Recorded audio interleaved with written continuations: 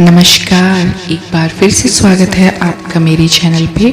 और आज मैं आपके लिए लेकर आई हूँ देवशयनी एकादशी का महत्व और कथा।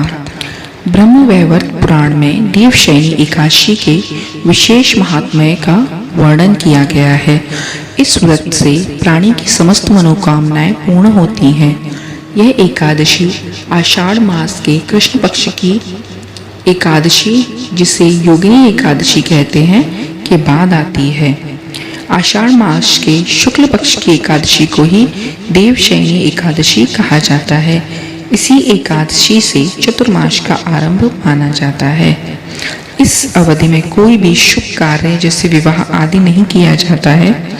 मान्यता है कि इस दिन से भगवान श्री हरि विष्णु क्षीर सागर में शयन करते हैं और फिर 4 माह के बाद उन्हें उठाया जाता है। उस दिन को देवोत्थानी एकादशी कहा जाता है। इस बीच के अंतराल को ही चतुर्मास कहा जाता है। तो देवशयनी एकादशी व्रत कथा इस प्रकार से। धर्मराज युधिष्ठिर ने कहा, हे केशव, आषाढ़ शुक्ल एकादशी का क्या नाम है? इस व्रत के करने की विधि क्या है और किस देवता का पूजन किया जाता है? श्री कृष्ण कहने लगे कि हे युधिष्ठिर, जिस कथा को ब्रह्मा जी ने नारद से कहा था वही मैं तुमसे कहता हूँ। एक बार देव ऋषि नारद जी ने ब्रह्मा जी से इस एकादशी के विषय में जानने की उत्सुकता प्रकट की। तब ब्रह्मा जी ने उन्हें बताया, सतयुग में अन्नदाता नामक एक चक्रवर्ती सम्राट राज्य करते थे। उनके राज्य में प्रजा बहुत सुखी थी, किंतु भविष्य में क्या हो जाए यह कोई नहीं जानता। अतः वे भी इस बात से अनभिज्ञ थे कि उनके राज्य में शीघ्र ही भयंकर अकाल पड़ने वाला है। उनके राज्य में पूरे 3 वर्ष तक वर्षा न होने के कारण भयंकर अकाल पड़ गया। इस अकाल से चारों ओर त्राही त्राही मच गई। धर्म पक्ष के यज्ञ, हवन, पिंडदान, कथा, व्रत आदि में कमी हो गई। जब मुसीबत पड़ी हो तो धार्मिक कार्यों में प्राणी की रुचि कहाँ रह जाती है। प्रजा ने राजा के पास जाकर अपनी वेदना सुनाई। राजा तो इस स्थिति को लेकर पहले से ही दुखी थे। वे सोचने लगे कि आखिर मैंने ऐसा कौन सा पाप कर्म किया है जिसका दंड मुझे इस रूप में मिल रहा है। फिर इस कष्ट से मुक्ति पाने का कोई साधन करने के उद्देश्य से राजा सेना को लेकर जंगल की ओर चल दिए। वहां विचरण करते करते एक दिन वे ब्रह्मा जी के पुत्र अंगिरा ऋषि के आश्रम में पहुंचे और उन्हें साष्टांग प्रणाम किया। ऋषिवर ने अधुवचन रूप कुशल क्षेम पूछा।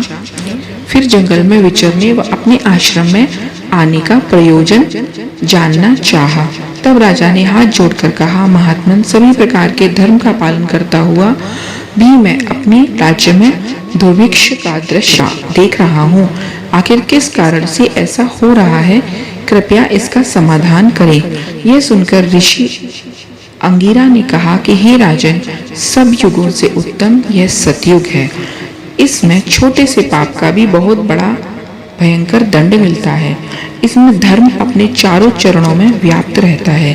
ब्राह्मण के अतिरिक्त किसी अन्य जाति को तप करने का अधिकार नहीं है, जबकि आपके राज्य में एक शूद्र तपस्या कर रहा है। यही कारण है कि आपके राज्य में वर्षा नहीं हो रही है। जब तक वह काल को प्राप्त नहीं होगा तब तक यह दुर्भिक्ष शांत नहीं होगा। दुर्भिक्ष की शांति उसे मारने से ही संभव है। किंतु राजा का हृदय एक नर अपराधी शूद्र तपस्वी का शमन करने को तैयार नहीं हुआ। उन्होंने कहा कि हे देव, उस निरपराध को मार दूं, यह बात मेरा मन स्वीकार नहीं कर रहा है। कृपया करके आप कोई और उपाय बताएं। महर्षि अंगिरा ने बताया, आषाढ़ मास के शुक्ल पक्ष की एकादशी का व्रत करें। इस व्रत के प्रभाव से अवश्य ही वर्षा होगी। राजा अपने राज्य की राजधानी लौट आए और पद्म एकादशी का विधि पूर्वक व्रत किया। व्रत के प्रभाव से उनके राज्य में मूसलाधार वर्षा हुई और पूरा राज्य धन धान्य से परिपूर्ण हो गया।